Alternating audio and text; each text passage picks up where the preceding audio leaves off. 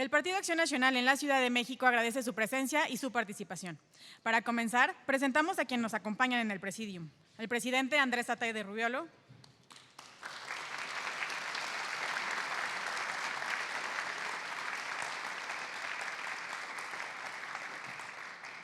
el moderador del día de hoy, Luis Alberto Susarrey Flores,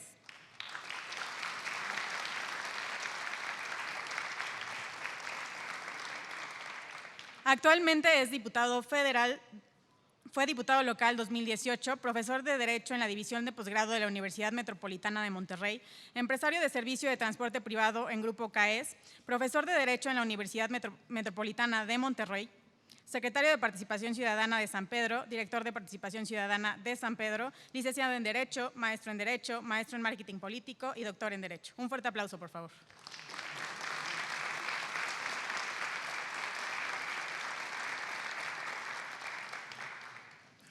Nuestro primer ponente es Roberto Remestello de Meneses, autor de los libros La República Peatonal y Andar en el siglo XXI. Ha impartido clases en la UNAM, en la Universidad del Pedregal y en la Universidad Anáhuac del Sur. Consultora en Senior de Public and Corporate Solutions, colaborador regular de La Silla Rota y El Sol de México. Su vida profesional se ha desarrollado en los sectores social, público y privado, con amplia trayectoria en el activismo urbano, gobierno federal y Ciudad de México. Es licenciado en Ciencias Políticas, maestro en Políticas Públicas, maestro en Administración y doctor en Economía. Un fuerte aplauso para él, por favor.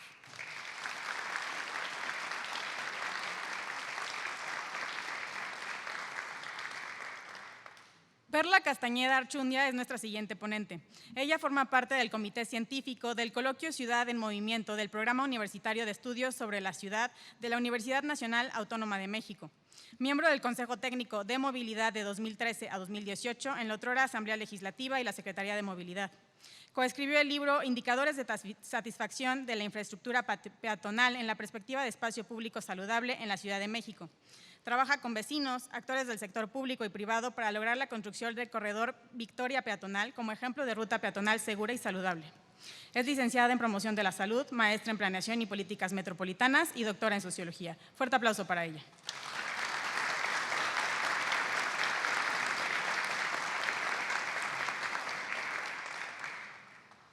Adriana Berenice Pérez Campos es coordinadora de Movilidad Activa y Diseño Vial. Trabajó en proyectos enfocados al desarrollo orientado al transporte. Realizó investigaciones en diseño urbano enfocados en la movilidad peatonal y ciclista con perspectiva de género. Forma parte de la Red de Mujeres en Movimiento de México, es licenciada en Arquitectura y cuenta con estudios en diseño de calles e infraestructuras verdes. Fuerte aplauso para ella.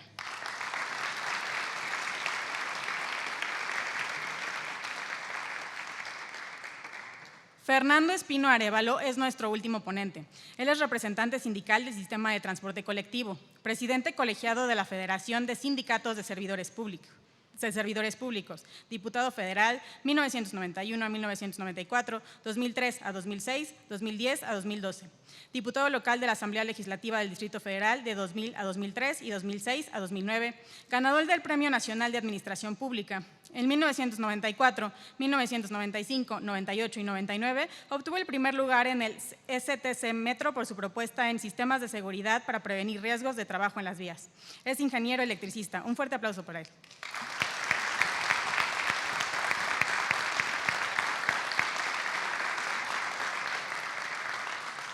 Enseguida cedo el uso del micrófono a nuestro presidente Andrés Atay de Rubiolo.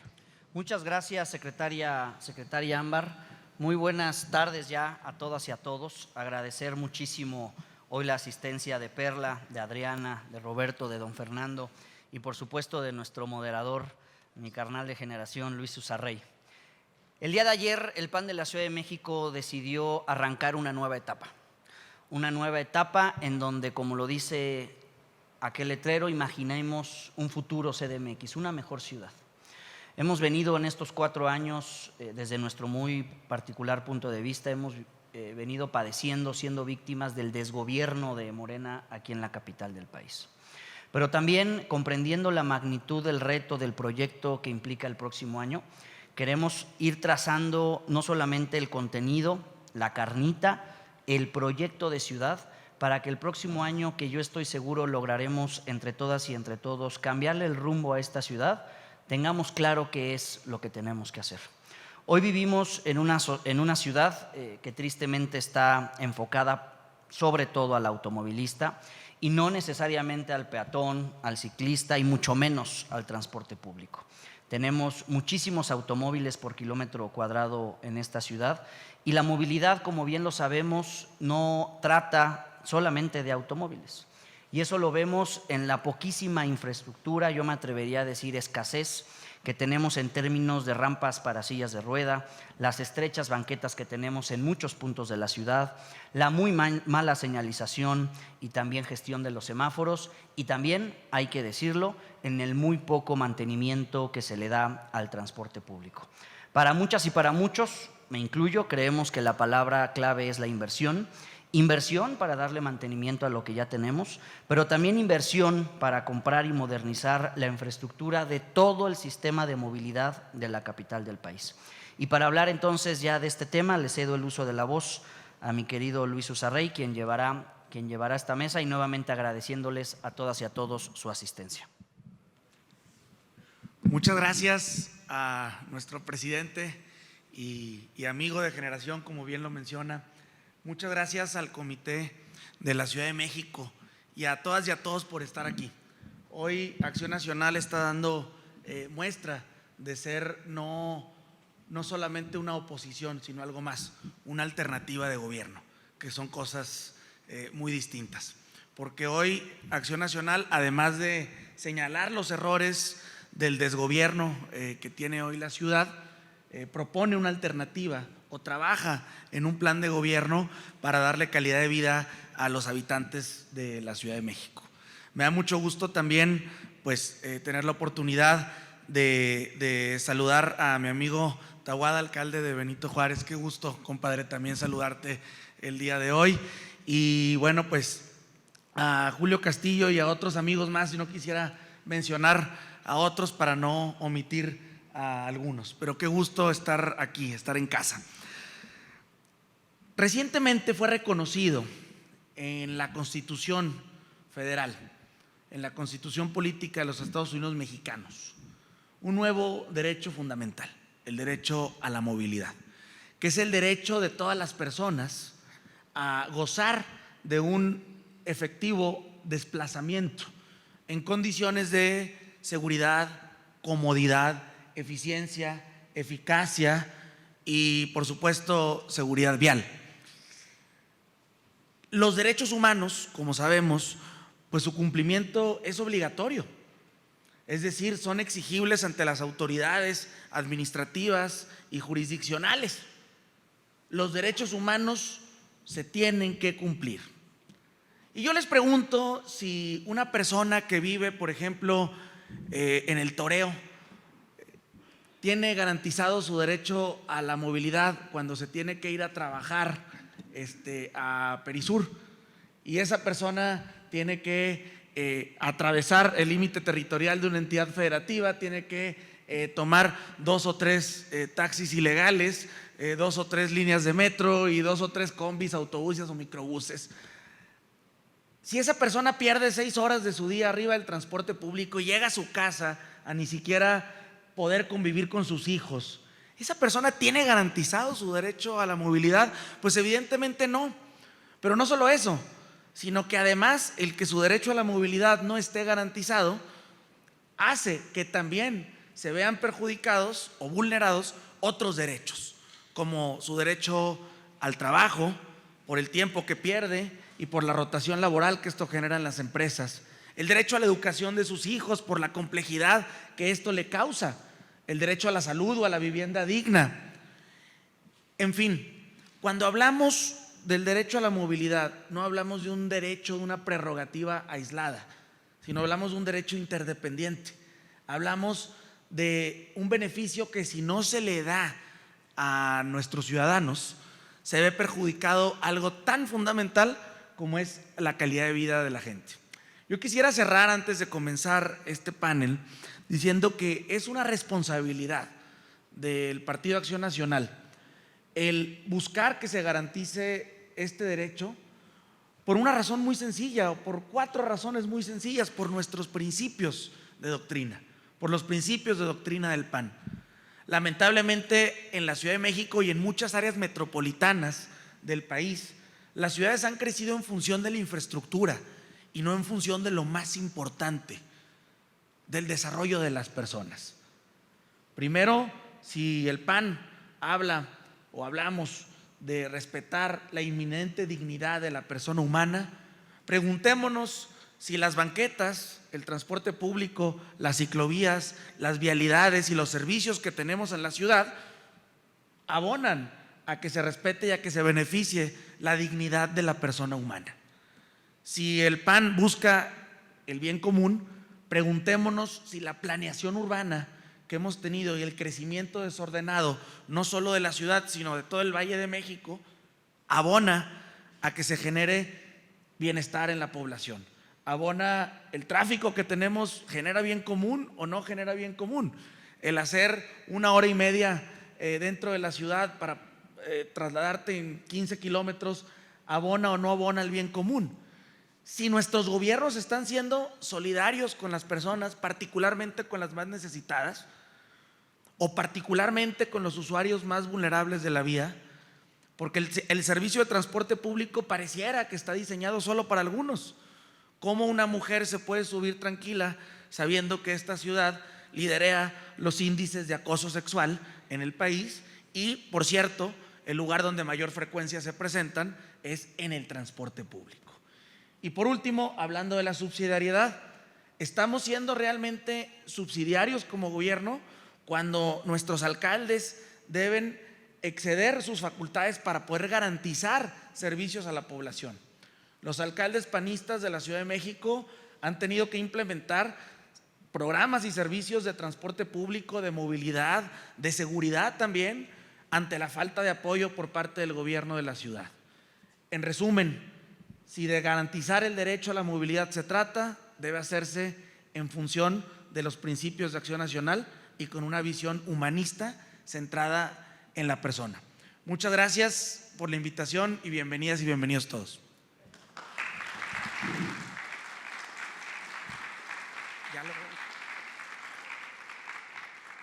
Y bueno, pues a continuación, no sé si me pudieran apoyar con el cronómetro para tenerlo a la vista. Está.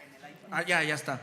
Bien, pues vamos a comenzar con las intervenciones. Cada uno de nuestros participantes, a quienes agradecemos muchísimo que estén aportando el día de hoy, pues toda la experiencia técnica, académica y también en el servicio público, en algunos casos que tienen, pues les voy a hacer la palabra hasta por 10 minutos para que den su ponencia. Primeramente le pedimos al doctor Roberto Remes Tello si pudiese tomar la palabra y compartirnos su exposición.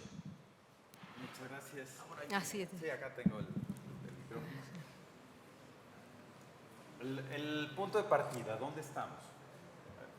Hemos avanzado bastante en términos de institucionalidad, de la movilidad. Las entidades de transporte en todo el país han sido cajas políticas, ¿no? Generalmente los titulares hacen operación política, etc. Entonces, cuando nosotros vamos hacia lo técnico, pues le avanzamos porque entonces la prioridad sí se vuelve la movilidad. No deja de ser política la movilidad, pero le avanzamos bastante cuando hacemos eso. Cuando hacemos una integración técnica de los organismos, le avanzamos. Y cuando hay mística, también le avanzamos, ¿no? La mística es algo que se valora bastante por acá. Pues hay que reconocer que dentro de la Secretaría de Movilidad hay mística. Y yo creo que esa es la mina de la que deberíamos de partir. Si el gobierno que emane de una elección exitosa de Acción Nacional llega y barre con todos los que están, tiene mucho riesgo. Si parte de qué es lo que hay adentro, hay mucha gente entusiasta del tema, no es entusiasta específicamente de Sheinbaum, de Morena, ¿no? Hay gente entusiasta del tema. También hay gente entusiasma de lo que ha hecho. Y entonces, ¿qué ha hecho? Por ejemplo, cambiar autobuses. Han retirado muchos microbuses y han cambiado autobuses. No me gusta a mí el modelo, no me gusta ni el vehículo, no me gusta el modelo operativo, no me gustan varias fallas en la instrumentación. Pero hay gente que está orgullosa, lo sube a Facebook, etc. Entonces, ellos ya tienen un camino andado. Entonces, creo que cada uno de los temas, la gente que ha hecho ciclovías, nunca se había hecho ciclovías como esta administración. Hay unas hechas con las patas, pero hay otras muy buenas, como la Insurgentes. hay otras muy funcionales como la de Bucareli o como algunas otras. A la medida que salen del centro se pierde, pero hay gente que ya le sabe las medidas, las especificaciones técnicas, la ruta de instrumentación. Entonces no podemos perder ese tipo de elementos, eso tengámoslo muy claro. Luego, en la institucionalidad no deja de ser un monstruo, que además es un monstruo que colocamos en un edificio viejísimo, que los elevadores son poco funcionales, o sea, uno puede entrar en las horas pico y hay una fila que llega hasta la calle, ¿no? Hay una serie de cosas que la institución nos dice, híjole, si desde el elevador va mal, y efectivamente, ¿no? Trámites que no salen, hay corrupción en ciertos trámites, se hacen guajes, por mucho que se den golpes de pecho, se hacen guajes. ¿Dónde hay corrupción? Pues todo lo que tiene que ver con medidas de integración urbana, con permisos de movilidad para los desarrollos. Han hecho cosas con las patas, como lo que hicieron en el entorno de Mítica, les aprobaron planos espantosos, ¿no? Entonces, son cosas que están funcionando mal y que hay que trabajar para que sean muy ágil y que incluso pueda cooperar a la productividad de la ciudad. Porque si se mueve y saca rápido todo lo que tenga que ver con impactos viales, pero lo saca protegiendo al peatón, protegiendo al ciclista, protegiendo al transporte público, y lo saca bien y rápido, pues entonces le ganas productividad en crear toda la vivienda social que hace falta, todo el equipamiento que haga falta en la ciudad, ¿no? Entonces, sí es muy importante que ese tipo de cosas funcionen bien, ¿no? Hay que trabajar hacia adentro. Y luego hacia afuera, ¿no? Entonces, hacia afuera, bueno, hacia adentro me falta mencionar el tema del espacio público, ¿no? O sea, se perdió la autoridad del espacio público de esta ciudad y uno de los posibles lugares donde podría estar ser un desconcentrado de la Secretaría de Movilidad o ser una subsecretaría de la Secretaría de Movilidad. Tenemos mucho que reflexionar porque en realidad caben muchos lados. Desarrollo urbano, obras, turismo, desarrollo social, etcétera, ¿no? Pero tenemos que reflexionar porque el espacio público tiene que ver con las y los peatones. Entonces, en la institucionalidad lo podríamos reflexionar y que quedara en la Secretaría de Movilidad, pero empoderado. Y así tenemos un marco institucional para el peatón del cual hoy carecemos. Ahora sí me voy hacia afuera. Entonces, hacia afuera también veo que hay ciertos avances. Ahora que si vemos en el contexto de los 26 años de gobiernos democráticos, que todos han sido más o menos del mismo lado, distintas tendencias de alguna manera, pero sí del mismo lado.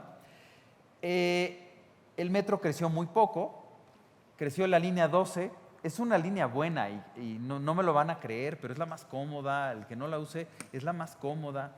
No puedo decir que sea la más segura porque hemos tenido lamentablemente una tragedia que no debe haber sido así, pero creo que el tener un tren ancho, o sea, son los trenes más anchos de las 12 líneas y eso cambia mucho el cómo se siente uno cuando está a bordo. Entonces, fuera de eso, pues no hemos avanzado, la ampliación a observatorio está detenida. A mí me parece que en el tema de metro es un tema muy importante, seguramente abundará Fernando Espino en el tema. Tenemos que dejarlo alveando, ¿no? Tenemos que dejarlo en las mejores condiciones operativas, casi como lo tenían en el momento en que empezaron a quitarle presupuesto, que eso fue más o menos del año 2000. Y no solo eso, creo que sí tiene que ocurrir una ampliación. Si no hay mucho presupuesto para ampliar, hay que buscar que haya una ampliación tipo, una ampliación de 3 kilómetros, 4 kilómetros, que entre los planes pues está la de Garibaldi a La Raza, y que esa ampliación sea ejemplar en términos no solo de la obra en sí, sino de sus impactos alrededor. Cómo le alimentamos los autobuses, cómo le alimentamos las ciclovías, cómo mejoramos el espacio público en un entorno de 1 kilómetro a lo mejor de las estaciones, ¿no? Esa ampliación debería de tener como 3 estaciones nuevas, una en Tlatelolco, otra en Peralvillo y la otra en La Raza, que esas 3 estaciones sean modelo para que en un gobierno 30-36 lo que sí se haga de ampliación después de haber dedicado todo el esfuerzo a levantar las condiciones operativas del metro, pues sea de otra calidad, ¿no? O sea, y que la calidad tenga que ver con la integración. Hay mucho que podemos hacer en los autobuses y tiene que ver con los carriles confinados, unos bajo la modalidad de Metrobús sin duda, pero también hay otras modalidades. Lo que está haciendo Monterrey en la línea 5, están metiendo un autobús que hay que evaluarlo. Es un autobús robotizado, es un autobús que va a tener guías en el piso. Simplemente digo que hay que evaluarlo.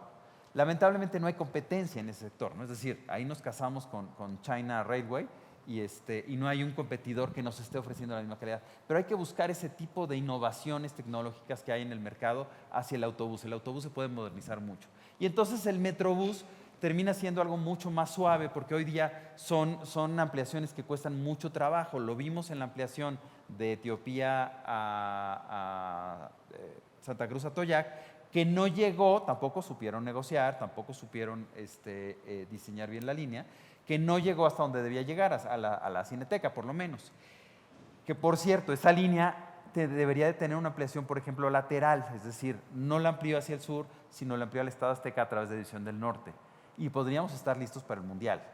Este gobierno no previó nada para el Mundial. Sí habría que considerar hacer algo para el Mundial, y esa ampliación sí la podemos hacer. Zapata, División del Norte, Tlalpan, y llegamos con una capacidad más o menos de unos 10,000 hasta 15,000 si hubiera algún tipo de servicio especial, pasajeros por hora, que podría en 2 horas tener la capacidad de alimentación del 30% del Estado Azteca.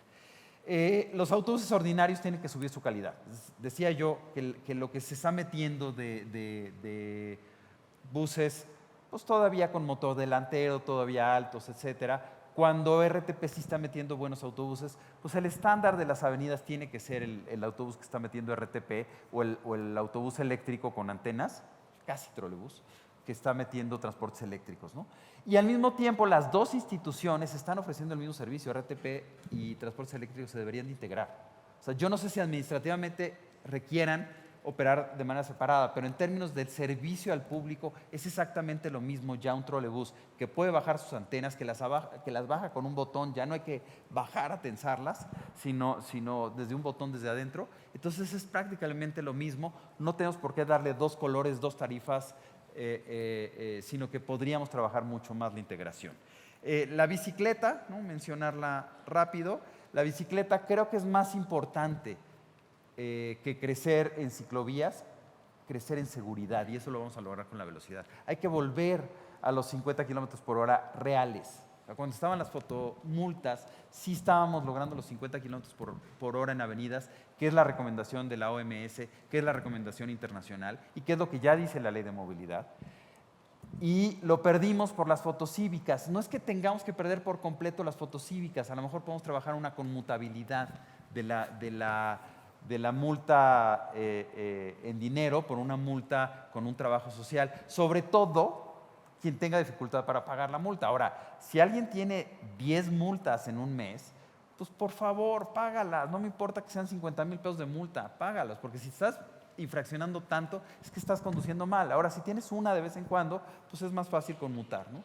Y entonces trabajar ese tipo de acciones para la bicicleta también da mucha seguridad al peatón si bajamos la velocidad, y es mucho más importante que las ciclovías. Ahora, las ciclovías que ya haya, hay que estar en buen estado. No, vean, hay olas en el pavimento, en el eje central, por ejemplo. Eso es mucho riesgo. Y por último diría, muchos piensan que odio el auto, a veces también lo uso, pero al auto no le podemos dar demasiado terreno. Entonces, ¿qué sí podemos hacer con el auto? Un poco tenemos el modelo en Mixcoac.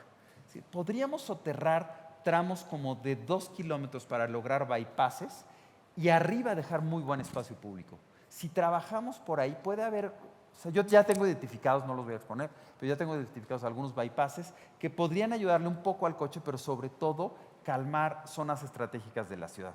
Gracias. Perdón que me extendí unos segundos. No, muchas gracias, doctor. Muchas gracias por su intervención.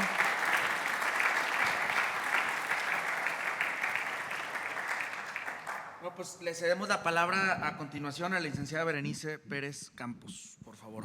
Muchísimas gracias. Buenas tardes a todas y todos. Es un gusto estar aquí con ustedes.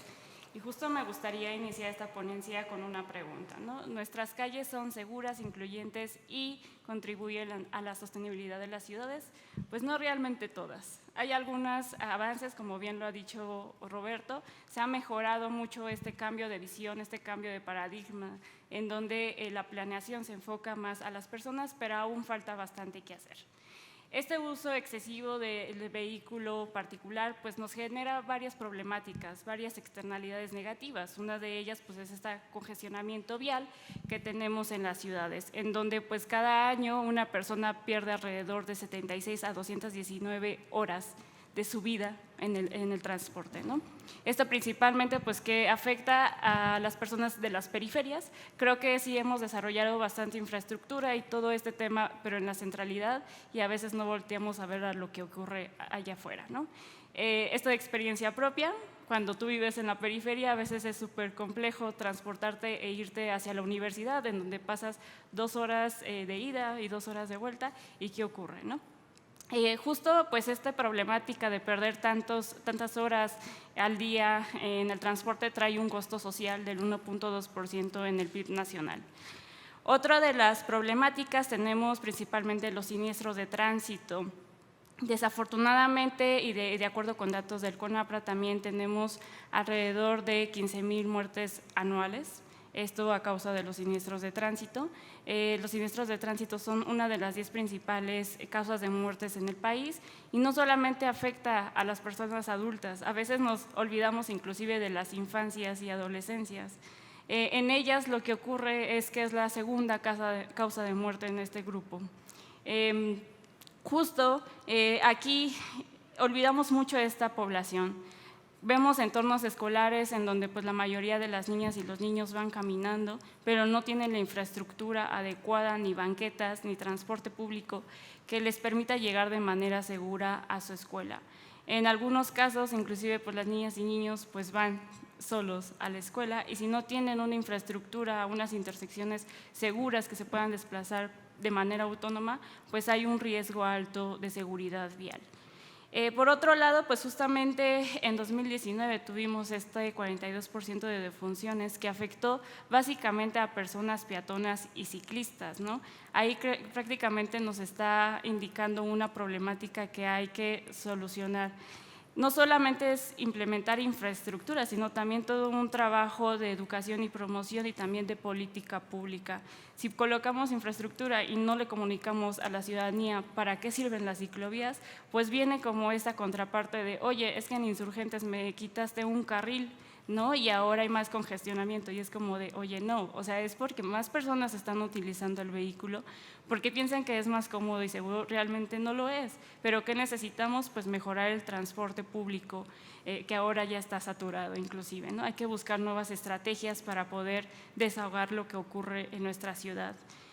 Por otra parte, pues tenemos también un problema de contaminación del aire. Esto pues justamente genera problemáticas, principalmente enfermedades respiratorias. Ahorita me estoy enfocando bastante a la niñez y adolescencia porque justamente creo que nadie en la agenda pública los considera y es un sector muy importante que debemos de tener en cuenta. A este grupo vulnerable los afecta más. ¿Por qué? Porque ellos se encuentran en desarrollo, sus órganos, su cerebro, todos se encuentran más en desarrollo y por supuesto respiran más rápido que las personas adultas, ¿no? Esto a su vez hace que respiren un mayor número de contaminantes y a su vez pues también por su estatura están más cercanas al suelo y por lo tanto pues ellos absorben como mayor cantidad ya que en el suelo es donde hay una mayor aglomeración de contaminantes atmosféricos. Lamentablemente, pues, inclusive pues, hay muchas defunciones por esta problemática de contaminación del aire que a veces ni siquiera volteamos a ver. Y bueno, por otro lado está el tema de la seguridad personal. Esta parte de que las mujeres caminamos más en las calles, de acuerdo a una encuesta de victimización y percepción de seguridad vial, pues justamente alrededor del 63% de las mujeres que respondieron pues se sienten inseguras de caminar solas en la noche. ¿Qué es lo que está pasando? Pues también que nuestra infraestructura no está promoviendo o justamente generando espacios seguros para que una persona pueda transitar en ella en horarios nocturnos, ¿no? Todo esto, pues justamente sí lo podemos resolver, pero es a partir de este aspecto de implementación de calles completas, ¿no? Que ahora puede ser que esté mucho de moda, que ay, sí, vamos a hacer una calle completa, pero no, una calle completa no es nada más generar un espacio en donde tenga BRT, o sea, Metrobús, donde tenga ciclovías, no. Las calles completas se deben de adaptar a su contexto. Y si, por ejemplo, estamos en una zona escolar, pues es importante revisar si nuestras calles alrededor de esa escuela van a ser peatonales, van a tener una intervención que realmente contribuya al beneficio y calidad de las niñas y los niños, ¿no? Creo que algo importante a considerar es que las personas que tomen el cargo realmente deben de estar concientizadas y sensibilizadas ante el tema. Muchas veces pensamos que tener una calle de primer mundo es tener una calle con varios carriles, y realmente no. O sea, nos estamos olvidando bastante de la habitabilidad que debe de tener la calle, que tenga este acceso a servicios, a bienes, a cuestiones recreativas en donde tú puedas mejorar tu calidad de vida. Entonces, sí pongo sobre la mesa este tema de que si bien ha habido avances, por favor no los echen a la borda. Uno como juventud les gustaría como justamente que les den continuidad a todo este trabajo de movilidad que ha existido, pero también que ustedes impulsen desde su banca pues estos trabajos y nuevos proyectos, no solamente para la centralidad, sino para la periferia. Ahora bien, pues justo en temas de infraestructura ciclista, concuerdo con Roberto, se ha implementado bastante infraestructura, a veces no está al 100% conectada y algunas dimensiones no son las adecuadas inclusive para promover viajes de cuidado. ¿Qué son estos viajes de cuidado? Pues algún viaje que pueda realizar una mujer en compañía de su niña o niño que la lleve a la escuela o que lo lleve a otro aspecto, ¿no? A otra área. Sí hacer gran énfasis a que si bien ya existe la infraestructura como tal de transporte público, exista un mantenimiento específico para ello. Entonces, digo, en general es eso y pues agradezco mucho la invitación. Muchísimas gracias, muchas gracias, licenciada. Le damos a continuación la palabra a la doctora Perla Castañeda. Doctora, muchas gracias. Hola, gracias por la invitación. Yo agradezco estar aquí. De hecho, me parece que el tema de la movilidad, bueno, de hecho es que a veces hablo como ciudadana, como académica, como vecina, porque creo que el tema de movilidad nos cruza totalmente. Y en ese sentido, sí creo que es importante que nos hayan invitado a esta mesa, especialmente a mí, porque siempre aseguro esto, el tema de la movilidad es un tema que ha abanderado la oposición. Y justo decías, Luis, que más bien es como una cuestión de alternativa, y en una mesa hace un año con Movimiento Ciudadano ellos decían que es la pluralidad. Pero yo me atrevo a decir que sí, la agenda de movilidad es una agenda de oposición, pero desde hace rato. Y tiene que ver precisamente si cuando vimos, tomó prácticamente 2 legislaturas poder lograr la ley de movilidad. ¿Y de dónde surgió la ley de movilidad cuando una vez logramos que se promulgue? Del PAN. Y a la mitad de la administración de Mancera, la primera mitad como que no se vio ese ímpetu desde lo ejecutivo, pero sí podemos decir que la última mitad sí teníamos, por ejemplo, personajes como Roberto Remes a cargo de la Autoridad del Espacio Público, y eso quiere decir que personas que nacen del movimiento, ya sea Roberto, sí, a mí me mueve muchísimo la causa y yo me voy a sentar con todo servidor público, con todo ente obligado, con todo sujeto obligado que entiende el tema de la movilidad. Y bueno, justamente hoy vemos a Movimiento Ciudadano tratando de armonizar la ley local con la ley federal. Entonces me parece que sí, que tenemos que hablar sobre todo con las personas que tengan esta receptividad. Me parece buenísimo que empieces diciendo esta cosa que a veces nos cuesta mucho trabajo decir. De hecho, los que estamos construyendo la agenda de la movilidad peatonal, ahorita voy a hablar de peatones, pues los conocemos muchísimo. Y el primer logro que sí tuvimos es que tuviésemos esta lectura sobre todo de los tomadores de decisiones, los sujetos obligados, es decir, es que es primero el peatón, o sea, en esta jerarquía que está en la ley, o sea, no es cosa nueva, casi 10 años de haber sido promulgada la ley, y sobre todo en esta idea de que es muy importante que cuando hablemos de cuestiones de movilidad, pero específicamente en cuestiones de movilidad peatonal, siempre nos vamos a encontrar con este binomio estelar que es ciudadanía y gobierno. Y esto lo he registrado desde hace mucho tiempo. Mis estudios tienen que ver qué pasa cuando un ciudadano a pie trata de cambiar una banqueta. Y prácticamente este ejercicio ciudadano me aventó a los brazos de la ciudad como para entender cómo funciona la política, la administración, cuánto te gasta, etc., etc. Y de vuelta a lo que decías, Luis, pues eso también me da mucho gusto. También lo que ha pasado en Miguel Hidalgo, que sí traen como muy claro el tema de movilidad. O sea, yo traigo arrastradísimos a todos. Y lo que acabas de decir, algo que ocasionaba que no se pudiera promulgar la ley de movilidad en 2014 era precisamente lo que dice Luis, convertirlo en un derecho humano. Eso es lo que destrababa. ¿Y qué pasa? Aquí lo sabemos y los ciudadanos que no lo saben, es parte, digamos, de nuestro adoctrinamiento, nuestra evangelización acerca del peatón. es que exactamente le toca al gobierno hacerse responsable de una serie de actividades para poder configurar el derecho a la movilidad, que de verdad es que ya no hay que verlo como algo que está ahí etéreo, ambiguo. Y yo acabo de terminar el doctorado y mis estudios tienen que ver con algo que estoy denominando desigualdad peatonal. En las ciudades hay un montón de desigualdades y una que yo estoy apuntalando es la desigualdad peatonal. Y ahí trabajo tres esferas, pero la que a mí me interesa y es la que vengo aquí a presentar, aprovechando esta introducción, ya me ahorraron muchísimos minutos que ya casi me acaban, es el tema de cómo se desempeña el derecho a la movilidad peatonal en Ciudad de México. Y bueno, tengo muy malas noticias, por ejemplo, ¿no? Desde 2017, que ya teníamos 3 años con una ley promulgada de movilidad, pues no hay suficientes elementos para decir que se está cumpliendo, ¿no? O sea, es ineficiente. De hecho, voy a dejarte documentos, Andrés, porque sí me interesa siempre me interesa como esta interlocución, tener datos puntuales, ¿no? Se trata de un derecho en construcción 2017, 2020, nos dicen que todavía este derecho aún no es plenamente acatado por el gobierno.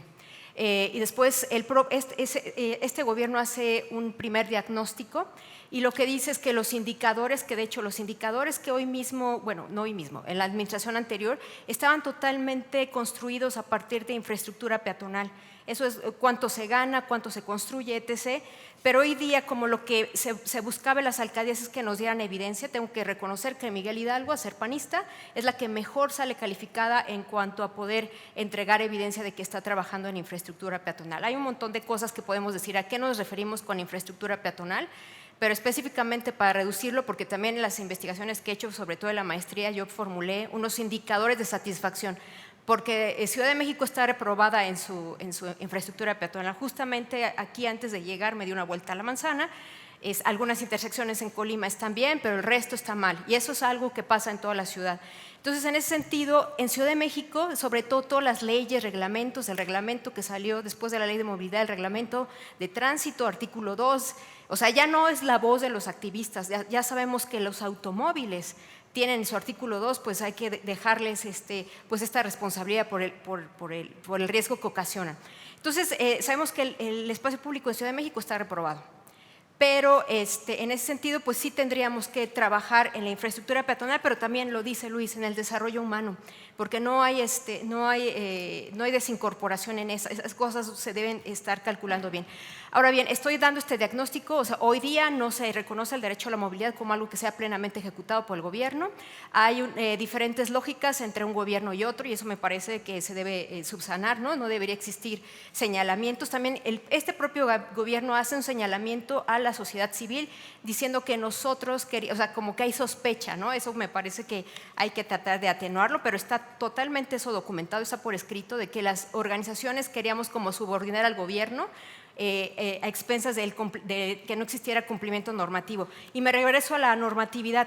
Desde el 2000, cuando llega este nuevo gobierno, hay un montón de normatividad, o sea, desde entonces este gobierno debería saber cómo hacer toda esta infraestructura.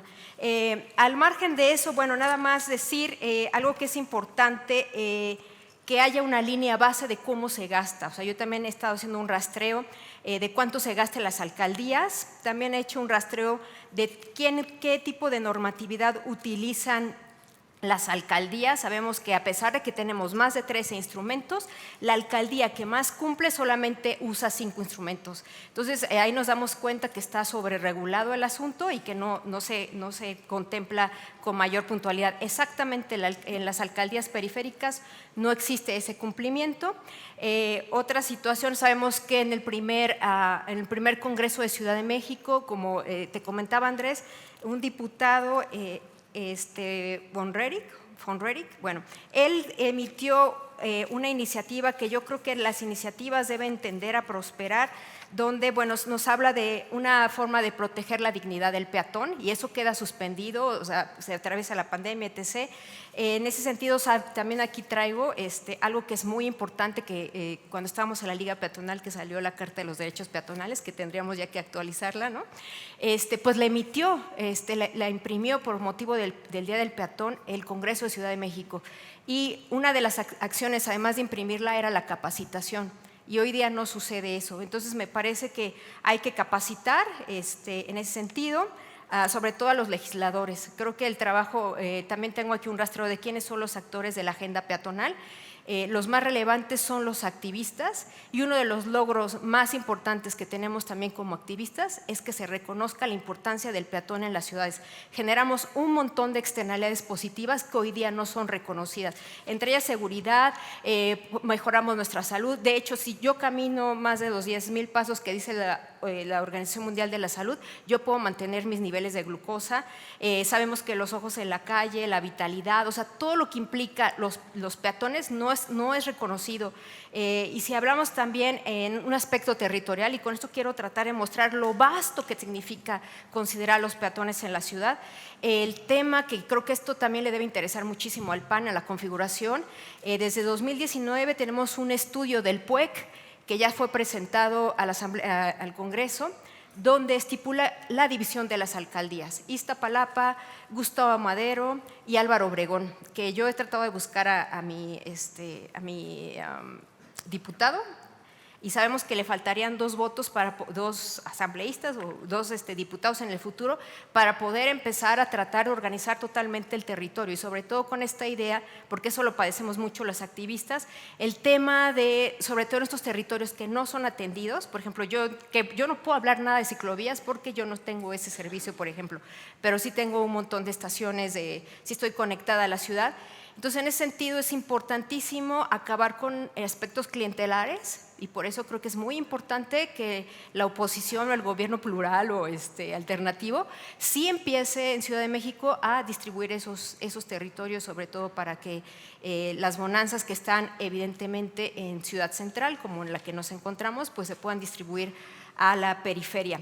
Y bueno, ya también por último, o sea, ya hablan tener una línea base de cuánto es lo que se debe gastar en cuanto a movilidad peatonal, porque ahí la verdad están muy disparadas las alcaldías en cuanto que se gasta, pero también en alusión a lo que dice Berenice, y después a ver si da tiempo, porque es importantísimo que sea atendida, por ejemplo, la Glorieta Utopía, que es un estudio, es una glorieta que se le hizo una renovación muy significativa, pero que falla totalmente en su mantenimiento. Y yo estudio un grupo relevante para Ciudad de México, que son los adultos mayores. Ciudad de México es de las más envejecidas a nivel territorio nacional. Y bueno, también traigo la voz de los adultos mayores que quieren ser consultados toda vez que se hace una intervención urbana con vocación peatonal. Y pues eso, muchas gracias.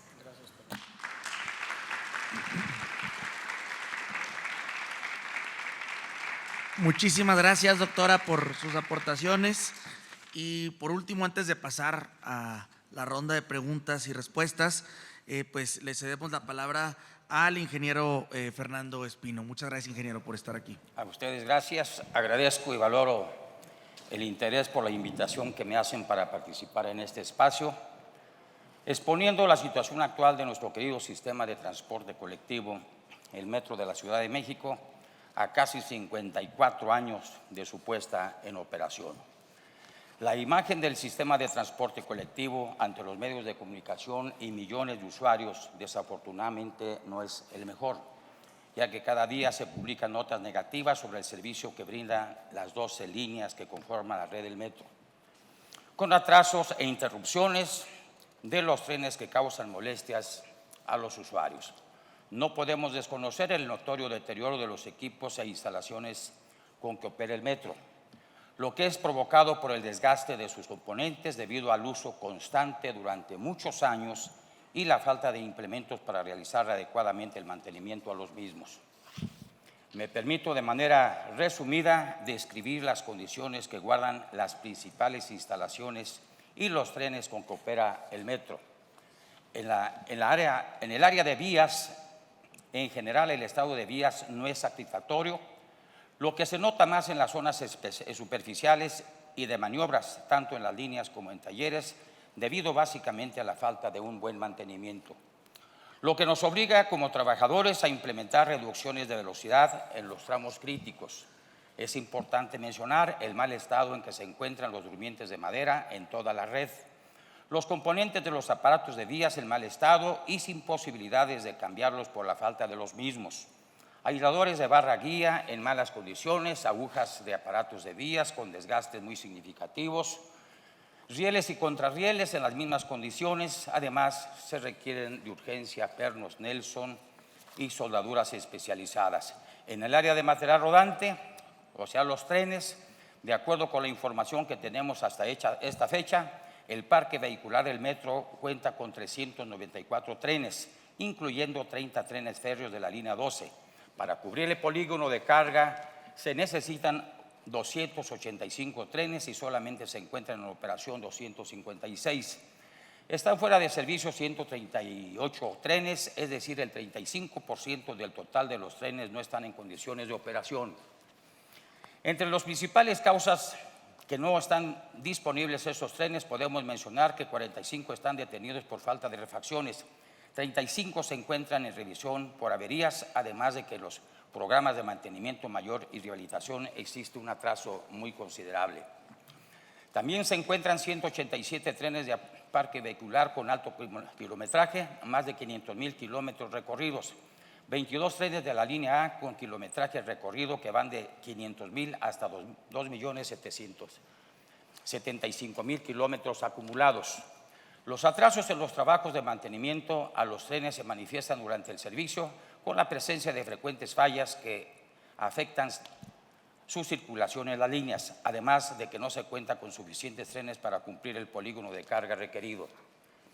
Alimentación y distribución de energía. Debido al incidente que se presentó en el edificio del Puesto Central de Control 1, la subestación Buen Tono se reconstruyó con un nuevo centro de control de energía, el actual alimenta la electrificación de las líneas 1, 2 y 3 con una inversión de 2.500 millones de pesos, garantizándose plenamente la alimentación de energía eléctrica para estas 3 líneas. Adicionalmente, se tiene un atraso en los programas de mantenimiento por falta de refacciones y materiales en las subestaciones de rectificación y de otros equipos, ocasionando el deficiente alumbrado de luminarias en la mayoría de las estaciones, talleres, áreas técnicas de todo el sistema de transporte colectivo. Además de que existen aparatos obsoletos que es necesario reponer por otros nuevos que cumplan con las especificaciones técnicas. Si voy muy rápido es por el tiempo. En el área de señalización, en esta área se tienen importantes rezagos de mantenimiento debido a la falta de suministro de refacciones para sustituir equipos y partes que han funcionado por más de 40 años, las cuales ya no se encuentran en el mercado. Pilotaje automático tipo 135 Hz. Estos equipos instalados en locales técnicos tienen más de 40 años operando en las líneas de la 1 a la 7 y 9, también con falta de refacciones por obsolescencia. Otro sistema que es el SACEM línea B, actualmente se tienen algunas zonas sin pilotaje automático en la línea B debido a la falta de tarjetas electrónicas y balizas de localización. En el caso de pilotaje automático de las líneas A y 8, los armarios tienen más de 28 años operando y presentan la misma problemática, falta de refacciones para reponer piezas deterioradas. En el sistema de telecomunicaciones, el equipo Tetra, continúan las fallas de comunicación de este sistema en las líneas 1 a la 9 y la A. Por lo que respecta a la línea B, existe obsolescencia de equipos para programación y operación. Degradación del deterioro del sistema radiante en exteriores, incompleta su instalación y sin refacciones existentes. En la parte de peaje, la problemática de torniquetes consiste fundamentalmente que son obsoletos los equipos para validación de las tarjetas inteligentes, además de la degradación y deterioro del mecanismo de accesos, lo cual ocasiona conflictos entre usuarios y trabajadores. La red contra incendios, el sistema de protección contra incendios se instaló hace más de 42 años, por lo que su operación está muy disminuida y debido a la degradación normal de los materiales y obsolescencia de los equipos, por lo que es primordial instalar una nueva línea y con mejor tecnología. Las escaleras mecánicas, esos equipos presentan anomalías y averías en la red del sistema, especialmente en las que tienen mayor uso. Propuestas de solución. La situación descrita sin duda impacta en la mayoría de las instalaciones y equipos, así como en gran parte del lote de los trenes. La condición y deterioro se debe a la falta de mantenimiento y desgaste por uso continuo de mucho tiempo atrás, así como por la obsolescencia tecnológica que presentan, por lo cual se propone, 1, poner al día los distintos programas de mantenimiento preventivo, para lo cual el sistema de transporte colectivo debe realizar la compra de refacciones y materiales necesarios con antelación para atender las distintas especialidades. Número 2, es imperante que para realizar los trabajos de mantenimiento requeridos se utilice la mano de obra calificada del personal técnico sindicalizado del sistema de transporte colectivo en sus distintas especialidades. Número 3, en una segunda etapa se propone llevar a cabo proyectos de modernización de trenes y de los sistemas obsoletos que han llegado al final de su vida útil, señalados en el presente documento. Número 4, que al gestionar el presupuesto para la operación del metro se proponga que el gobierno federal aporte el 70% y el gobierno de la Ciudad de México el 30% para que se destinen de manera urgente en la adquisición de herramientas, equipos, refacciones para proporcionar mantenimiento, fundamentalmente a los trenes y a los equipos electromecánicos. Es importante manifestar en este foro que en el mes de enero de este año acordamos con las autoridades del Gobierno de la Ciudad de México y la Administración del Sistema de Transporte Colectivo conformar grupos de trabajo con técnicos altamente especializados en los diferentes temas, con el fin de corroborar que tanto trenes como instalaciones fijas se encuentren en las mejores condiciones posibles y así poder dar un mejor servicio y evitar en todo momento incidentes graves en la circulación de los mismos, para lo cual se proporcionaron recursos extraordinarios por parte del Gobierno de la Ciudad de México para la compra de refacciones y materiales necesarios para la reparación de trenes, haciendo notar que desafortunadamente no hemos logrado nuestro objetivo debido fundamentalmente a que los equipos, materiales y refacciones son altamente especializados y en el proceso de adquisición es muy tardado y complejo, que se lleva mucho tiempo en conseguirlos, aclarando que en estos momentos existe un avance muy significativo en firma de contratos para la compra de material necesario, buscando también en estos momentos otras alternativas como llegar a acuerdos con empresas externas para proporcionar el mantenimiento mayor a los trenes con personal técnico del sistema de transporte colectivo. Para finalizar mi intervención, deseo, en nombre de mis compañeros trabajadores, el reconocimiento a las autoridades del Gobierno de la Ciudad y de la Administración del Sistema de Transporte Colectivo por la inversión sin precedente de cerca de 37,000 millones de pesos en la modernización de la línea 1, compra de 29 trenes y el compromiso de modernizar la línea 3, así como la reparación de las fallas estructurales de la terminal Pantitlán, línea 9. Gracias por su atención.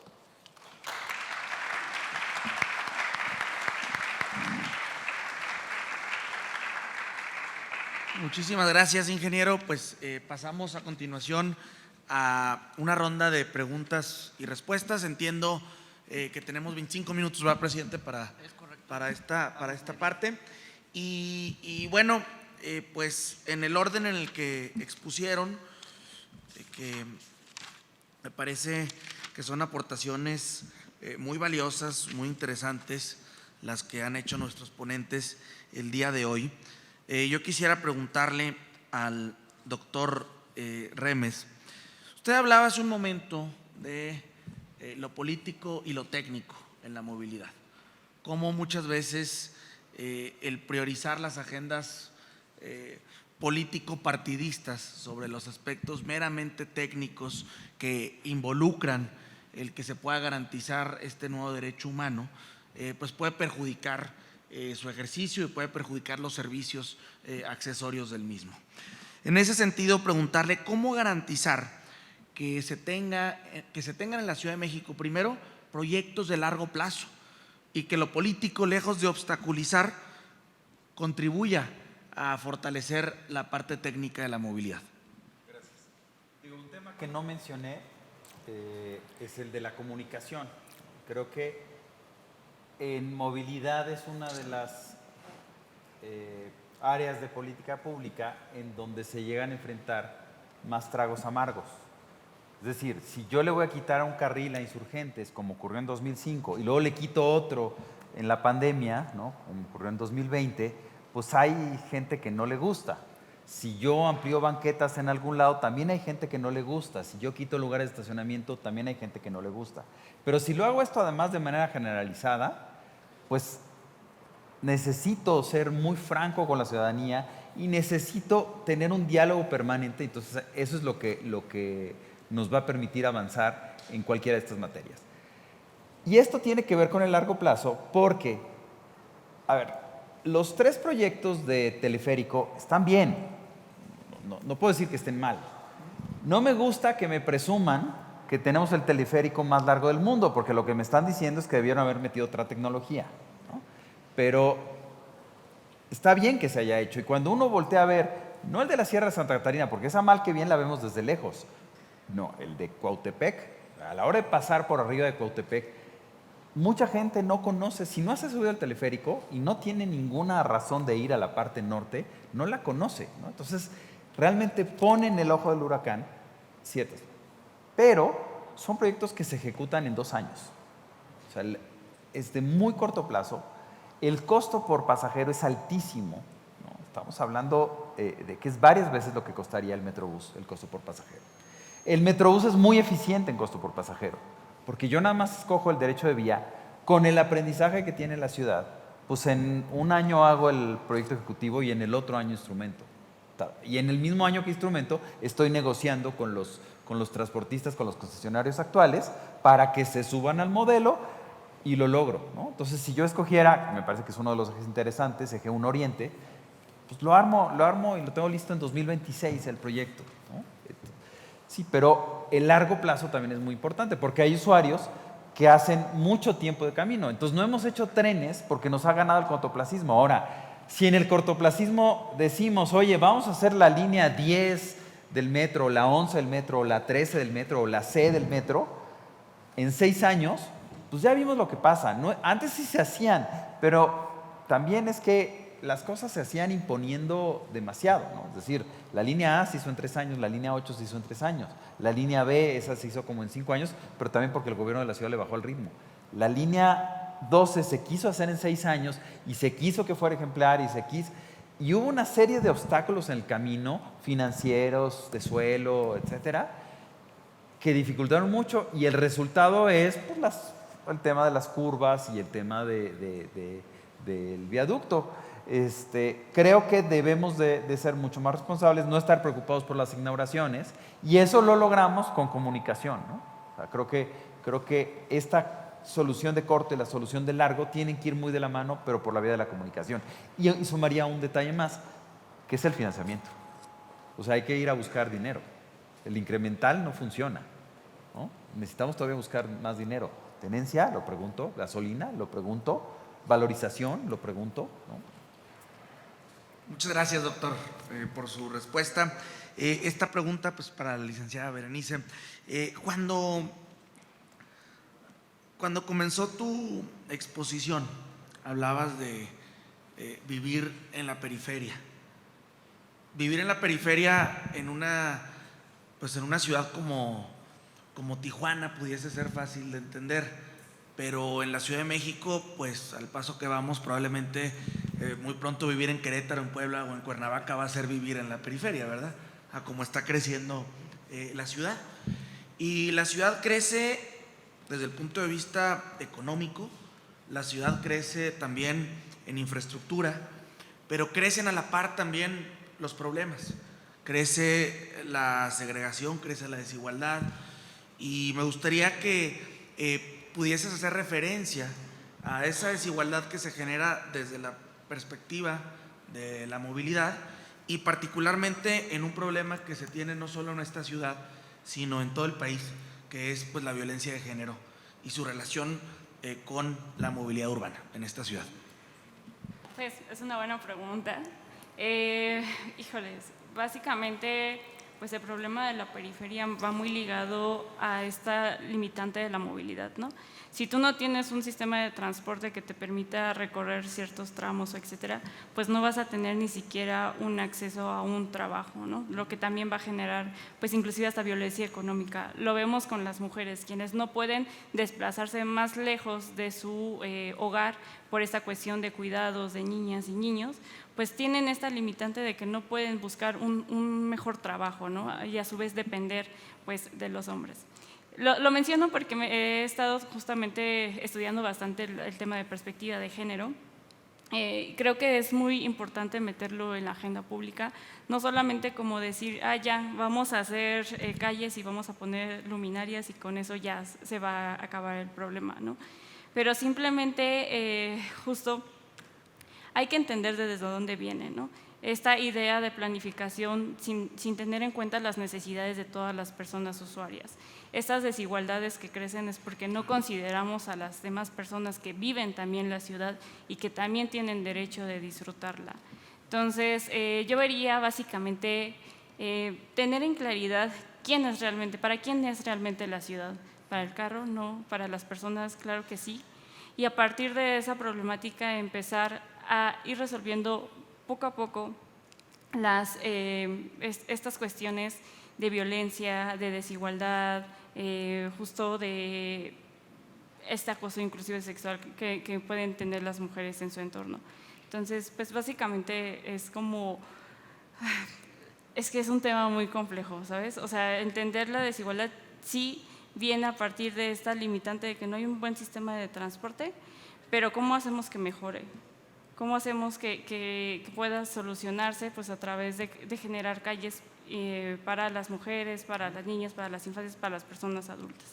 Entonces, básicamente es eso. Muchísimas gracias, licenciada, por tu respuesta.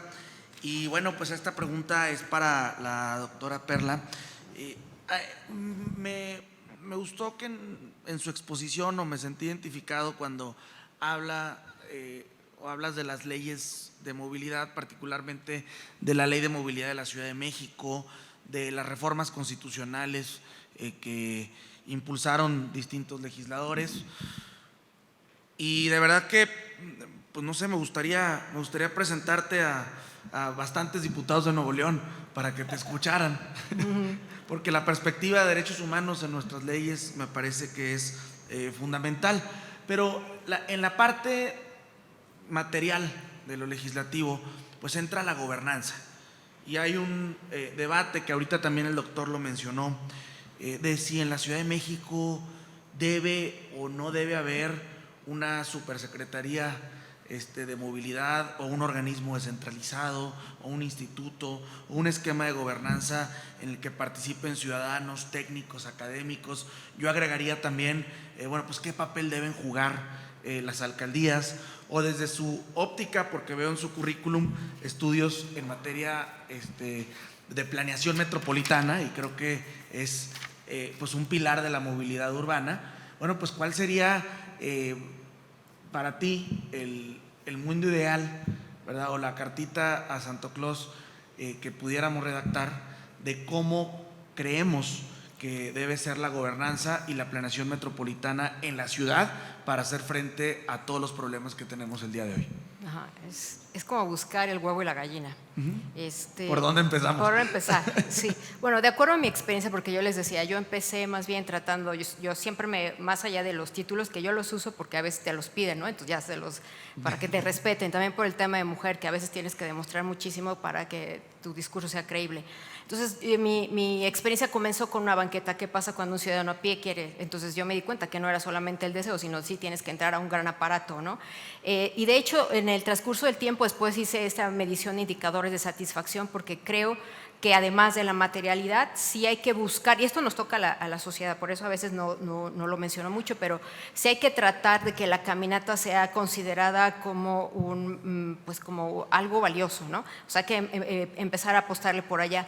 De hecho, yo tengo mis sospechas acerca de cómo contestarte, porque no hay una forma correcta de hacerlo, pero de acuerdo a mi territorio, de acuerdo a mi experiencia, de entrada creo que no hay política pública acerca de lo que es la movilidad peatonal. Me parece que inclusive de acuerdo a algunas lecturas teóricas como para saber el orden, ni siquiera me atrevería a decir que es un problema público. O sea, estamos ahí como comenzando. Sin embargo, hay algunos vistazos que nos permiten agarrar contundencia y decirle, obviamente, pues podríamos apuntar hacia la gobernanza, y la gobernanza es que los ciudadanos podamos participar en el destino de nuestro territorio, en el destino del presupuesto, etc., etc. Entonces, Entonces, en ese sentido, me parece que la materialidad es algo que es relevante, pero no, ya lo que he estudiado es que no quiere decir que porque yo ponga movilidad peatonal o peatonalice o ponga una obra, eso en automático me va a permitir, lo que decimos de la Academia de Determinismo Espacial, que las conductas de las personas, a veces inclusive pasa lo opuesto. Y aquí el tema de comunicación, o sea, tenemos que tener una apertura de tal manera, por ejemplo, Glorieta Etiopía, que me parece es una glorieta que ganó premios, etc. Y hoy día es muy interesante analizar, y qué bueno que está por aquí Benito Juárez, porque, por ejemplo, fue una obra que ya hace la autoría del espacio público, ya vemos en el mobiliario que dice autoría del espacio público, pero en una esquina están las iniciales BJ, Benito Juárez. Y para propósitos reales, o sea, lo tangible, lo que sí queremos, porque qué bueno que se esté invirtiendo en movilidad peatonal, en infraestructura, pero falta mantenimiento, falta escuchar otras voces. O sea, me parece que siempre hay que aterrizar. Y lo que hemos indagado, lo que hemos encontrado es que cuando hablamos de la movilidad peatonal, cuando hablamos de infraestructura, sale este binomio estelar, que sí tenemos ciudadanos ya pidiendo banquetas sin que esté connotado con un derecho. Y creo que por eso es que sí hay que votar por la capacitación. De hecho, aunque la Benito Juárez tenga el índice de desarrollo urbano más alto, volvemos, cuando aterrizamos también, o sea, realidad administrativa, burocrática, sujetos obligados, ciudadano. Por ejemplo, al revisar los 12 manuales administrativos de las alcaldías, que son nuevos, salieron 2019, 2020. Por ejemplo, Benito Juárez tiene infraestructura de calidad, sin embargo, su manual no considera como prioritaria la movilidad peatonal y la infraestructura, a pesar de que la realidad sí nos damos cuenta que hay algo. Entonces, siempre va a haber una disonancia, y me parece que siempre va a ir por adelante la necesidad social, aunque no sea considerado un problema público, versus lo que ya puede otorgar las autoridades, el gobierno, los mismos legisladores. Me parece que siempre esa realidad no se alcanza. Entonces, en ese sentido, creo que sí es importante mejorar los entornos, pero además empezar a generar el valor, y eso sí lo necesitamos a los sujetos obligados, generar muchísimo valor, o sea, cacarear, decir la importancia de ser peatón, o sea, ir más allá de la obra, empezar a buscarlo como un objeto cultural, ¿no?, de valor. Muchísimas gracias, doctora, por su respuesta. Y pues a continuación, ingeniero Fernando, muchas gracias por estar aquí presente. Antes de hacer la pregunta, pues yo quisiera pues externarle mi reconocimiento a su institucionalidad por el hecho de desempeñar pues un cargo o una responsabilidad como la que actualmente tiene y estar compartiendo su experiencia el día de hoy pues en la sede de un partido político que no gobierna la Ciudad de México actualmente. Entonces, todo mi reconocimiento para su institucionalidad, para su cargo, y preguntarle con toda franqueza que nos pudiera responder. Se ha hablado mucho en este foro otra vez de lo técnico, de lo político, y también usted menciona en su exposición, que es muy interesante, sobre el tema presupuestal.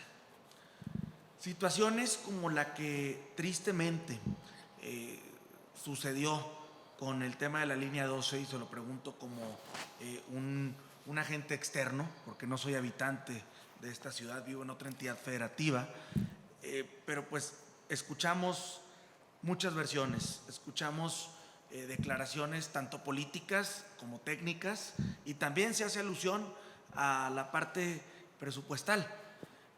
Y quizá también existe el temor por parte de muchos ciudadanos de que esto sea solamente pues la punta del iceberg de un problema mucho mayor. Yo le preguntaría, esta situación, aunada a otros problemas de movilidad que tenemos en la ciudad o concretamente en su rubro de transporte, ¿son a causa de falta de presupuesto, de falta de voluntad política, de falta de planeación o de falta de técnicos en el gobierno, o todas las anteriores? Bueno, creo que se conjugan una serie de factores. Para conocer el metro se necesitan muchos años de experiencia, se necesitan conocimientos de todas las áreas, y para administrarlo con mayor razón. aquí fundamentalmente es de mucha importancia que a quien nombren como director del sistema de transporte colectivo sea una gente técnica que conozca de la misma y que tome los asuntos como técnicos, no políticos. El técnico se centra en dar una solución, no ver qué es lo que conviene políticamente al administrador. Y el metro es 100% técnico. Creo que no hay mejor inversión que es la que se daría al sistema de transporte colectivo. Nosotros llegamos a transportar 6 millones de personas diariamente en buenas condiciones. Ahorita andamos pues casi a la mitad. Yo estoy de acuerdo en la opinión que se ha dado aquí, en el sentido de que es importante otros medios de transporte, pero tenemos que valorar cuáles son los más importantes y cuáles dar mejor resultado social a los millones de habitantes que vivimos en la Ciudad de México y la zona metropolitana.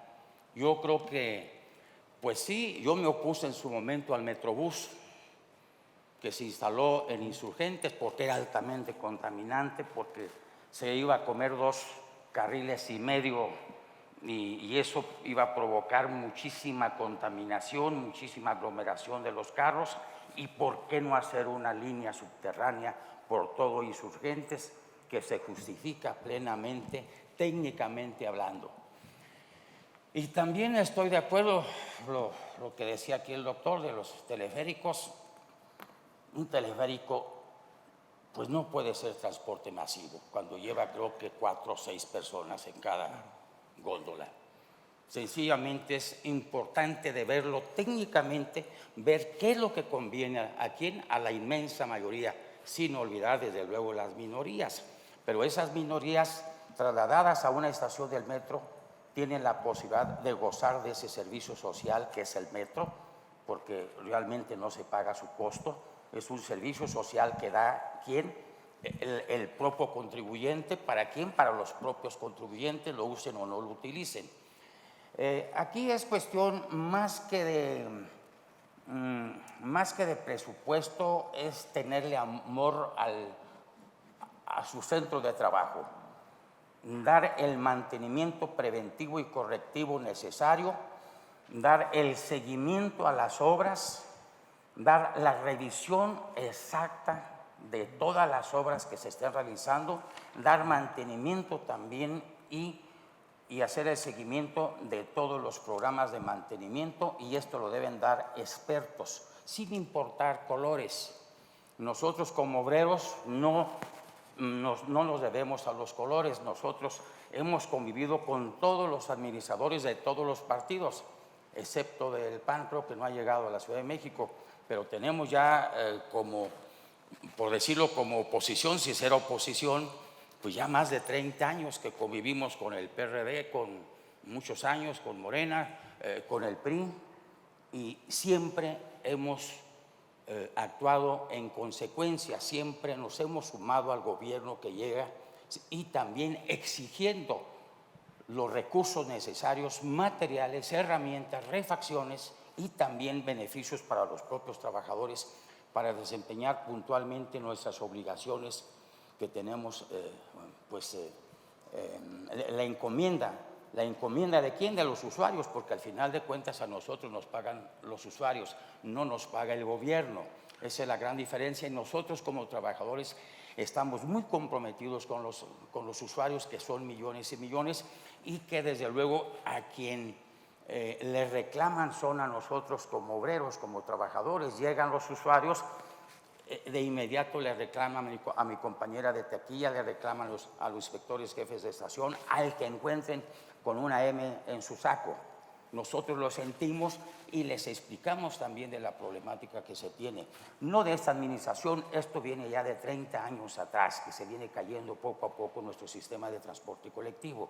Aquí lo importante es verlo como asunto técnico y darle solución como la parte técnica, es decir, ¿qué necesitamos para dar un mejor servicio? Necesitamos los recursos necesarios para la compra de herramientas, refacciones, equipos necesarios y poder dar el mantenimiento preventivo y correctivo por parte de todas y todos nuestros compañeros trabajadores. Muchísimas gracias. Muchas gracias, ingeniero, por su respuesta.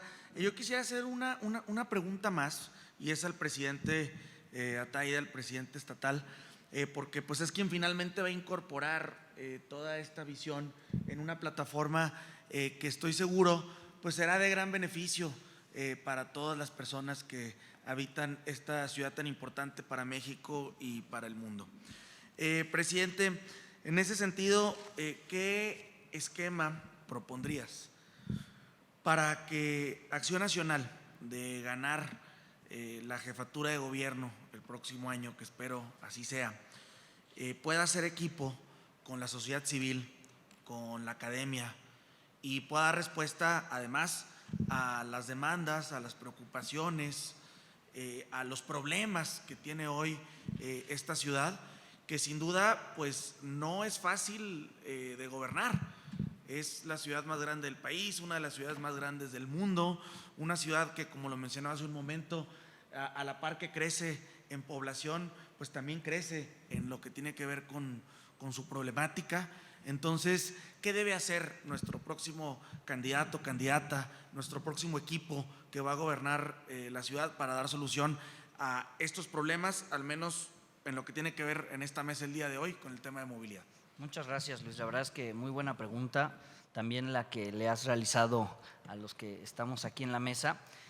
Y la verdad es que nosotros al interior del PAN, no me dejarán mentir las y los panistas que se encuentran por acá, veo que no son todas ni todos, afortunadamente hay asociaciones, organizaciones que hoy vienen a escucharnos.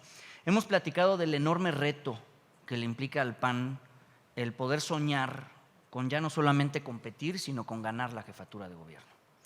Muchos años han pasado, muchas elecciones hemos tenido aquí en la capital del país, intermedias y otras que no lo son, en donde durante muchos años hemos venido narrando, planteando qué soluciones requiere esta ciudad. Hemos ganado a veces algunas alcaldías, algunas veces más, algunas veces menos, pero el 2021 para nosotros marcó un auténtico parteaguas, un punto de inflexión para la realidad no solamente del PAN, sino de la oposición aquí en la ciudad. Roberto decía, y con razón, que aunque Morena lleva gobernando la ciudad 4 años, aunque tienen otro nombre, en el espectro no ha cambiado tanto quienes son los tomadores de decisiones en estas rutas o problemas o temas críticos que tenemos aquí en la ciudad. Y por eso es que llevamos también 4 años, prácticamente ya 4 años, entendiendo, primero por convicción, pero también por pragmatismo, que la posición estratégica del PAN de la Ciudad de México por lo pronto había y sigue, y creo que debe seguir siendo la de ser la de franca oposición. No decir cosas que no son, siempre sustentándolo con los hechos, pero no dejar de ser el partido por excelencia de oposición aquí en la ciudad. Para que sin miedo, y lo digo, seguramente lo saben allá por el norte de la ciudad, hoy aquí la oposición, particularmente el PAN, vivimos de persecución política y de uso selectivo de la justicia. Y pese a eso, entre los panistas y las panistas de la ciudad hemos dicho que sin miedo debemos seguir señalando lo que, por supuesto, desde nuestra perspectiva no se viene haciendo bien. El resultado del 21 ahí está, y lo platicaba creo que de bote pronto ahorita que entramos al salón, que desde el PAN también reconocemos que el resultado no se dio, yo estoy convencido de eso, no se dio solamente por nuestra linda cara o nuestro lindo rostro. Se dio sobre todo por la decepción y por esa enorme esperanza que prometieron los que hoy gobiernan o desgobiernan, y que quienes vivimos en esta ciudad, creo que de manera más rápida a lo que veo en otras entidades, aquí entendimos de manera muy rápida que toda esa caja que supuestamente venía llena de ilusión y de esperanza, al irla abriendo, la caja venía prácticamente vacía. No vacía, pero sí semivacía. Coincido con lo que dijeron, para ir respondiendo, que haríamos mal, yo estoy seguro que vamos a ganar la ciudad, haríamos mal en borrar todo lo que se ha venido haciendo. Como todos los gobiernos, hay cosas buenas, y más en este creo que hay cosas muy malas. Las cosas buenas hay que continuarlas, y me refiero y coincido, y sobre todo en esa área, creo que hay personal, creo que hay mujeres y hombres apasionadas de su chamba, apasionadas de la materia, apasionadas de la movilidad de la ciudad. Pero el reto es hacer lo que no se viene haciendo. Y ahí sí no es por pragmatismo, ahí lo tenemos que hacer por convicción. Yo lo dije previo a la elección del 2021 y hoy más que nunca lo digo y lo grito. Si el PAN de la Ciudad de México no llega con un proyecto de ciudad, más nos vale que mejor ni ganemos. Porque llegar para quitar a unos y que lleguemos otros para hacerlo igual o peor, prefiero ni llegar. La idea es llegar para entonces cambiar de raíz lo que se tenga que cambiar y reconocer lo que se viene haciendo bien. El reto, por tanto, es, y por eso, aunque algunas me han dicho, Andrés, este proyecto de Futuro CDMX que trata de construir el proyecto de ciudad, más allá de nombres y apellidos, el hacerlo, para mí ya no es tan anticipado, creo que incluso vamos medio tarde, pero el hacerlo de una vez trata de generar una comunicación creíble, porque lo que más nos cuesta a los partidos políticos es que nos crean. Y la única manera de que nos crean es que haga check el audio y el vídeo de que vamos a tener un proyecto de ciudad con que verdaderamente lo tengamos. Y la inclusión de las voces de activistas, de especialistas, de académicos no puede quedarse ni debe quedarse solamente en estas mesas. A la hora de ser gobierno, porque seremos gobierno, habrá quienes en estas mesas digan y levanten la mano, oigan, pues quiero participar, quiero ser parte del gobierno para la toma de decisiones, quiero ser corresponsable junto con quien encabece el gobierno. Y habrá quienes, porque existen esas rutas, desde la sociedad civil digan, yo no le voy a entrar al gobierno, pero eso sí, quiero auditar, quiero fiscalizar, quiero la información completa, simétrica, para evaluar las decisiones que desde el gobierno se estén tomando. El compromiso del PAN de la ciudad, y lo voy comentando aquí dentro de la casa, es que cuando seamos gobierno, con quien nos encabece y nos represente, nuestro gobierno debe ser, y que no suele a cantaleta, pero nuestro gobierno debe ser auténticamente de puertas abiertas. Y puertas abiertas significa no solamente que aplaudan o reconozcan lo que creemos que hacemos bien, es también para estar listas y listos y recibir crítica, mentada de madre, juicio, que aunque no estemos de acuerdo, el servicio público implica no solamente tener la piel gruesa, sino saber escuchar para entonces poder entender y resolver un problema público. Ese es el planteamiento que hoy tenemos desde el PAN de la ciudad, mi querido Luis, el arrancar esta elaboración de proyecto de ciudad con quienes saben, es momento de escuchar y de escuchar aún más, y a la par, de manera simultánea con estas voces especialistas, abrimos un link que es www.futuro.pancdmx.org.mx para que cualquier vecina y vecino que tiene un problema pueda ahí generar su propuesta. Ahí está el link en las pantallas. Eso es lo que estamos planteando. Y chinchín el que se raje, chinchín si no cumplimos el ser un gobierno de puertas abiertas. Gracias, mi querido Luis.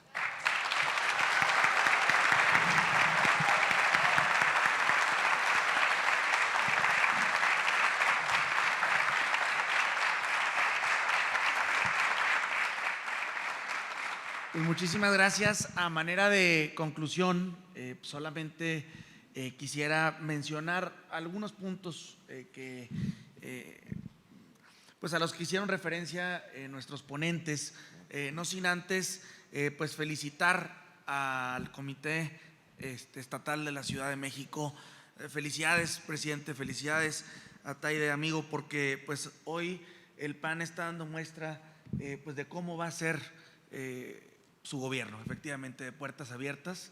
Y el primer paso, yo siempre he dicho que los políticos cometemos mucho el error de pensar primero en el quién, después en el cómo y al último en el qué, cuando debiese ser completamente al revés. Traducido esto, los políticos primero dicen, quiero ser alcalde de Miguel Hidalgo, quiero ser jefe de gobierno de la Ciudad de México, quiero ser gobernador de Guanajuato o de Chiapas. ¿Por qué? Pues porque me toca, porque tengo ambición, porque quiero hacer carrera política. Luego después van con una consultoría de imagen y les dicen, tómame unas fotos bonitas, ponme Photoshop aquí para verme más joven, déjame, me remango la camisa en señal de trabajo para que digan que soy bien chambeador y salgo en una foto con mi esposa y mis hijos bien bonitos para que vean que tengo una familia estable, soy una persona de valores y de principios. Y ya después de eso le pido a la agencia que haga propuestas de campaña atractivas para convencer a la ciudadanía de que vote por mí. Y cuando llego al gobierno, ahora sí me siento los primeros meses y déjame ver qué hago. Ahora sí, a ver cómo le hago para cumplir todo lo que prometí, a ver cómo le hago para combatir la pobreza, la desigualdad, la inseguridad, la segregación, el racismo, el machismo y todos los problemas que tiene este país. Hoy lo que está dando muestra el PAN de la Ciudad de México, pues es todo lo contrario. Primero el qué, primero el plan, primero el proyecto, después el cómo, que es la campaña, y por supuesto vendrá el quién, que serán las personas que tengamos como representantes populares, que estoy seguro que en equipo con la sociedad civil harán pues una excelente labor. Quiero reconocer también muchísimo a nuestros expositores, porque pues además de la agenda complicada que tienen, el que tengan la apertura para venir a dialogar a un partido político, repito, muchas veces en la academia o en el ámbito científico y en la sociedad civil se sataniza además a los partidos políticos al grado de, híjole, como los partidos políticos hacen política, entonces yo no puedo mezclarme en política. Pues sí, pero si ustedes los técnicos no se involucran en la política pública, pues la política pública tiende entonces a fracasar y los lugares y los espacios de poder que pudiesen ser ocupados por gente técnica, pues terminan siendo ocupados por personas que no necesariamente tienen o la preparación o peor aún los principios y los valores o la ética pública que se necesita dentro del gobierno. Hay aportaciones muy interesantes, el hablar de que lo político y lo técnico vayan de la mano. Por supuesto, lo que menciona el ingeniero, la empatía que se debe de tener con nuestros trabajadores de la ciudad, con los que nos dan servicio todos los días y la importancia de que los servidores públicos tengan como cliente principal, pues no necesariamente al jefe en turno, sino al cliente principal, que es el ciudadano, que es la persona que paga impuestos, que vive los problemas y que merece también las soluciones. Doctora, todas sus propuestas en materia de gobernanza y sobre todo el reiterar la importancia de que se le dé el lugar que merece al peatón en la jerarquía de la movilidad, que nos la ponen en todos los libros modernos de texto en la materia, ya lo están enseñando en la primaria, a los niños les ponen la pirámide, pero pues el niño sale de la escuela y resulta que no hay una banqueta, o resulta que la que está en mal estado o está llena de postes y no estamos dándole lo mejor a los más vulnerables de la vía.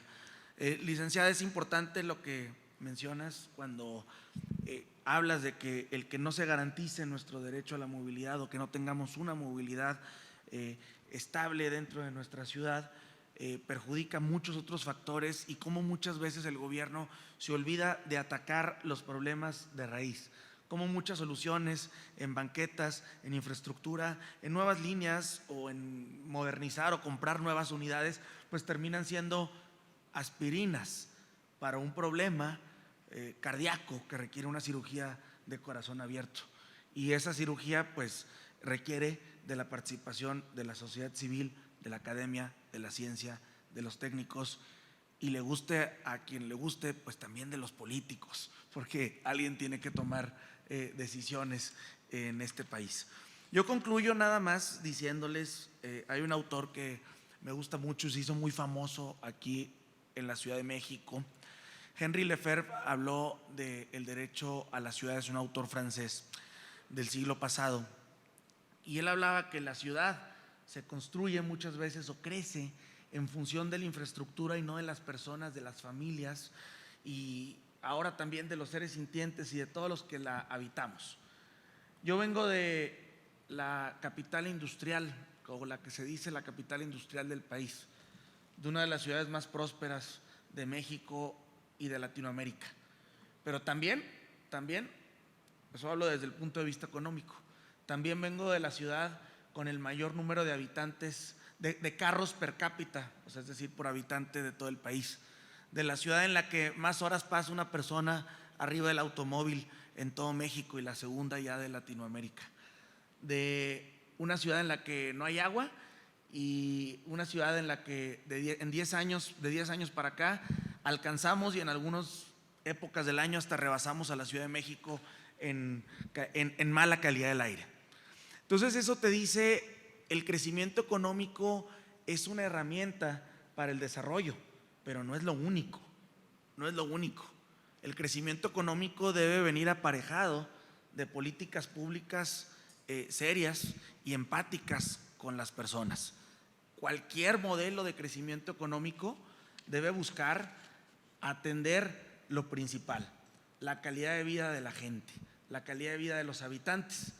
Al PAN se le ha criticado a nivel federal de ser un partido neoliberal. Yo más bien diría, neoliberal significa no invertir en el transporte público, que el presupuesto se haya reducido en los últimos 20 años, eso es una política neoliberal. Ser neoliberal es no pensar en darle buenas banquetas a los peatones. Ser neoliberal es no darle seguridad a la mujer arriba del transporte público. Ser neoliberal es no subsidiar servicios públicos que deben subsidiarse para beneficio de la comunidad. Y tengo mucha fe y mucha esperanza de que Acción Nacional pueda gobernar esta ciudad y que tengamos muchísimos años de excelentes gobiernos conforme a una ideología centrada en lo más valioso, en las personas, en las familias, en nuestra comunidad, y que desde aquí se ponga el ejemplo de cómo se puede cambiar a México. Muchísimas gracias a todas y a todos, felicidades al PAN de la Ciudad de México y gracias a los ponentes.